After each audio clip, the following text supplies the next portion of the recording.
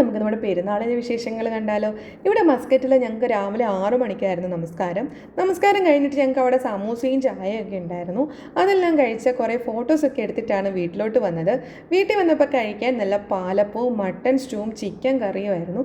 അതെല്ലാം കഴിച്ച് നാട്ടിലൊക്കെ എല്ലാവരെയും വിളിച്ച് സംസാരിച്ചതിനൊക്കെ ശേഷം നേരെ വെച്ച് പിടിച്ചത് മുസന്നയിലുള്ള ഒരു ഫാം ഹൗസിലോട്ടായിരുന്നു. അവിടെ വന്നപ്പോൾ ഞങ്ങൾ കഴിക്കാനായിട്ട് മട്ടൺ മന്തി മേടിച്ചിട്ടാണ് വന്നത്. പിന്നെ വന്ന് അതെല്ലാം കഴിച്ച് കഴിഞ്ഞപ്പോഴത്തേക്ക് വീഡിയോസ് ഒന്നും എടുക്കാൻ പറ്റിയില്ല. പിന്നെ പിള്ളേരെല്ലാം സ്വിമ്മിംഗ് പൂളിലും ട്രാമ്പലിലും സ്ലൈഡറയിലും ഒക്കെ ആയിട്ട് കളിക്കുകയായിരുന്നു. പിന്നെ ഫാമിൻ്റെ വശങ്ങളെല്ലാം കുറേ നേരം നടന്ന് കണ്ടു. അതെല്ലാം കഴിഞ്ഞിട്ട് ഞങ്ങൾ കുറച്ച് മാങ്ങയൊക്കെ മേടിച്ചിട്ട് വന്നു. നമുക്ക് കഴിക്കാനുള്ള എല്ലാം മേടിച്ചിട്ടായിരിക്കും നമ്മൾ വരുന്നത്. പിന്നെ കുക്ക് ചെയ്യുകയും ചെയ്യും. പിന്നെ കുറച്ച് ഉള്ളിവടയൊക്കെ ഉണ്ടാക്കി കഴിച്ചു. പിന്നെ വൈകിട്ട് കഴിക്കാനായിട്ടുള്ള ബീഫ് കറിയുടെ പ്രിപ്പറേഷനിലോട്ടായിരുന്നു. അപ്പോൾ നമ്മുടെ കൂടെയുള്ള അഫ്സലാണ് എൻ്റെ സ്പെഷ്യൽ ബീഫായിരുന്നു. അങ്ങനെ അതെല്ലാം റെഡിയാക്കി കഴിഞ്ഞപ്പോഴത്തേക്കും ഉച്ചയ്ക്കത്തെ മന്തിയുടെ റൈസ് മിച്ചം ഉണ്ടായിരുന്നു. മട്ടണൊന്നും മിച്ചമില്ല, റൈസ് മാത്രം. പിന്നെ കുറച്ച് പത്തിരിയും കൂടെ ഒക്കെ വാങ്ങിയിട്ട് വന്നിട്ടുണ്ടായിരുന്നു. അതെല്ലാം കൂടെ കൂട്ടി അങ്ങ് കഴിച്ചു.